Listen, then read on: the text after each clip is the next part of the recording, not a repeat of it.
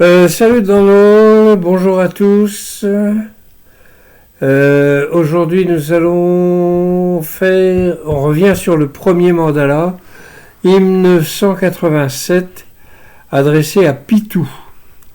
Alors Pitou, ça veut dire le jus, et le jus qu'on connaît, c'est le jus du soma. Donc le rishi, c'est Agastya Maitra Varuni. C'est de la famille de la famille de Mitra et Varuna, enfin des gens qui se réclament de Mitra et de Varuna, puisqu'ils sont tout le temps ensemble.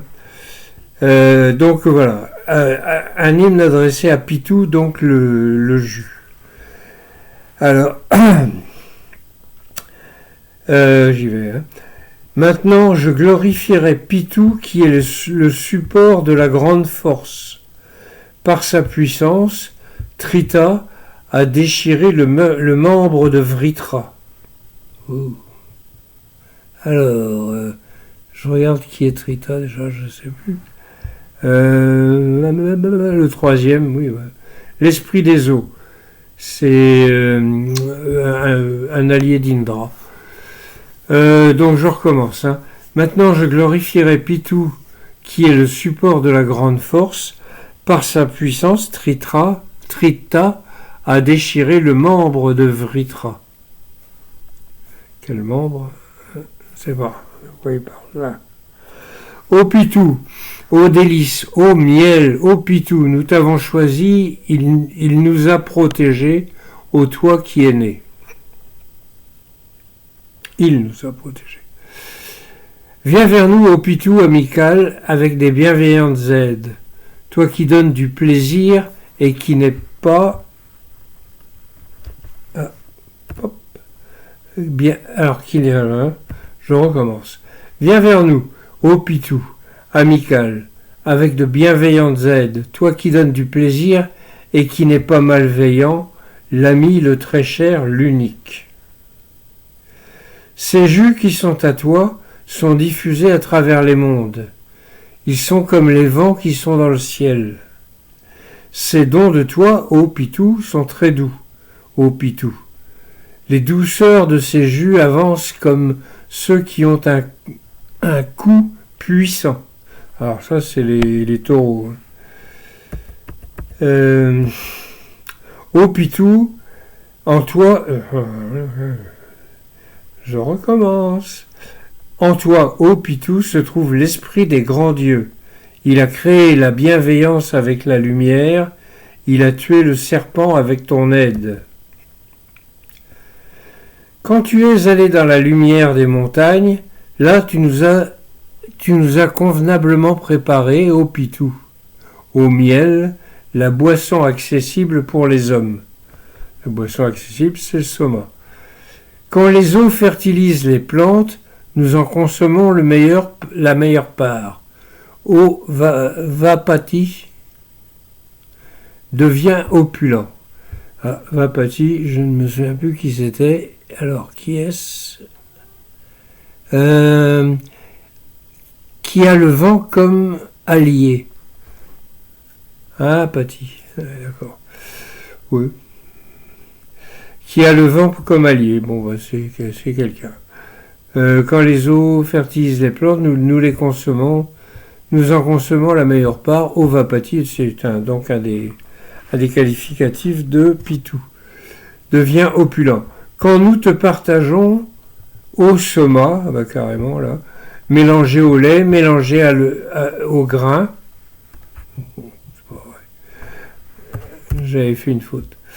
Ô Vapati, tu deviens opulent.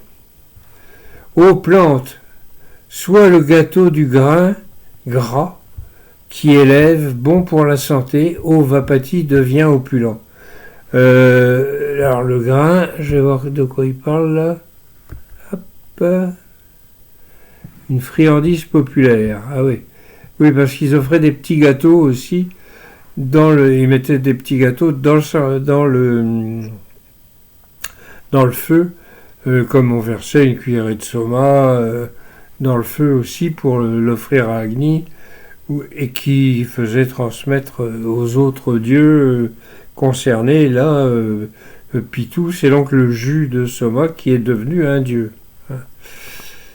Voilà, comme quoi ce sont bien les humains qui font les dieux, qui sont eux-mêmes des choses qui existent dans la nature, qui peuvent être des forces de la nature ou même des trucs comme l'amitié ou comme la beauté ou des choses comme ça. Voilà, tout ça c'est divinisé, puisque tout est le Brahman. C'est donc on divinise tout, c'est normal, même les chiens errants. Dans la pratique de tous les jours, c'est moins vrai. Ô Pitou, alors ça c'est le dernier. Ô Pitou, nous nous adressons à toi avec la parole, comme les lumières, comme l'offrande qui donne de la force. À toi qui bois avec les dieux, bois aussi avec nous. Voilà. Qui se boive lui-même, en gros. À toi qui bois avec les dieux, bois aussi avec nous. Bien. Donc ça, c'était un hymne du premier mandala. Alors le premier mandala, il est composé de plusieurs familles de rishis. C'est des anciens, pratiquement que des anciens hymnes, avec quand même quelques-uns qui correspondent peut-être à la période du début de la période urbaine, quand ils ont commencé à construire les villes. Peut-être parce que c'est une question de vocabulaire. C'est quand on voit ça, quand on fait la traduction, on tombe sur des mots qui n'existent que dans tel ou tel mandala, et ça permet de dire ça a dû être fait à peu près à la même époque pour qu'ils utilisent ces mots-là. Par exemple, il y a des mots qui n'existent que dans le 10e mandala, beaucoup. Et on sait que le 10e mandala a été rajouté après. Ça, on le sait par le nom des rishis, avec leurs enfants, ou leurs descendants matériels ou spirituels. Ça, les deux peut-être étaient possibles, j'en sais rien.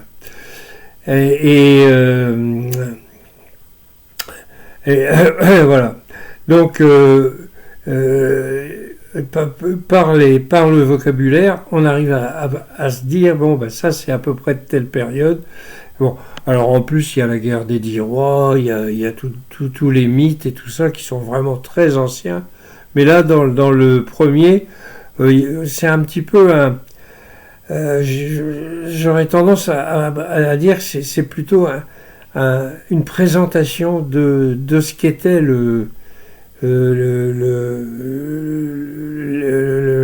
la vie spirituelle de l'époque, avec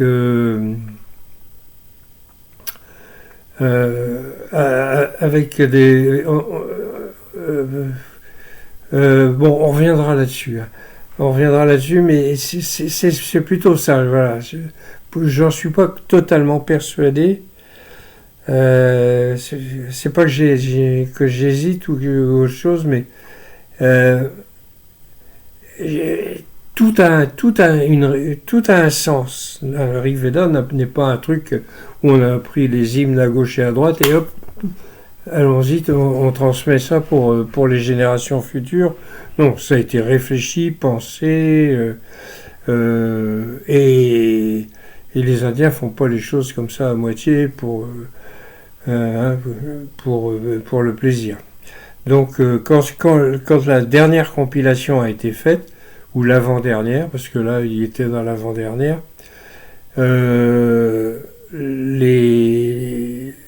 alors, est-ce qu'il était complet dans l'avant-dernière? Ça, je ne sais pas.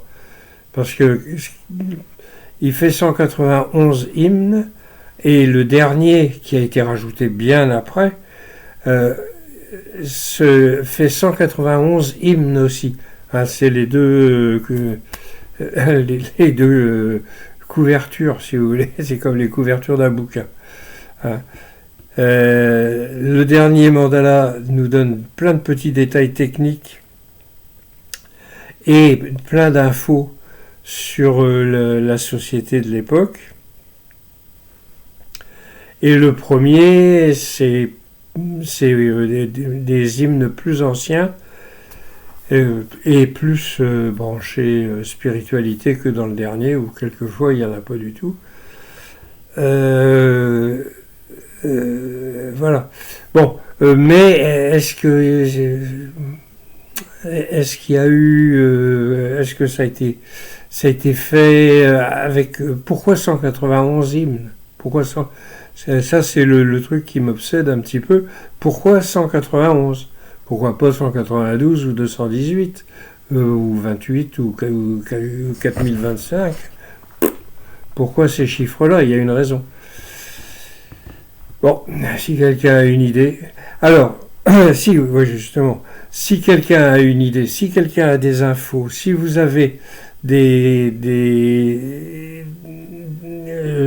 si vous voulez que je développe certains trucs, si vous connaissez quelque chose que moi je ne connais pas, vous pouvez aller sur mon site qui s'appelle rigveda.blog et vous avez un formulaire de contact.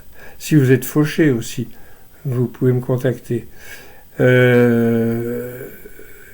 voyez, n'hésitez pas à me contacter je pense avoir compris à peu près comment les choses se passaient, mais il y a peut-être quelque chose qui m'a échappé. Donc il y a certainement plein de choses qui m'ont échappé, même certainement. Donc si vous avez des infos, contactez-moi, mais si c'est... oui, allez, ne vous gênez pas, allez-y. Voilà. Bon, je vais vous abandonner lâchement parce que j'ai plein de choses à faire, dont un bouquin à écrire. Kenavo dans le hall, et je m'aperçois que le truc était trop bas. Voilà. Bon, bonsoir à tous, Kenavo dans le hall, à la prochaine.